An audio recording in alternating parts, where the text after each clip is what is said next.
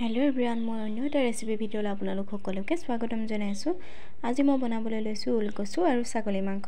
তাৰ বাবে মই ওলকচুখিনি আগতীয়াকৈ কাটি নিমখ দি পেলাই এটা বাচনত থৈ দিছো পানীটো ওলাই যাবৰ কাৰণে। এতিয়া তেলখিনি গৰম হোৱাৰ লগতে মই অকণমান চেনি দি দিছো কালাৰটো ভাল আহিবৰ কাৰণে। পিয়াজখিনি ৰঙচুৱা হোৱালৈকে ভাজি ইয়াতে মই আদা নহৰু পেষ্টটো এড কৰি দিছো। মই ইয়াতে জিৰা আৰু জালুক পিচি থৈছিলো সেইখিনি মই তেলতে দি দিলো।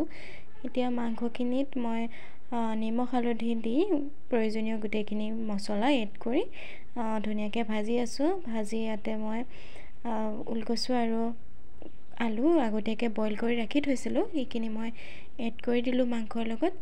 এতিয়া চাওকচোন কালাৰটো কিমান ধুনীয়া কালাৰ আহিছে। ইয়াতে মই লৰাই থাকিম নহলে তলত লাগি ধৰিব পাৰে।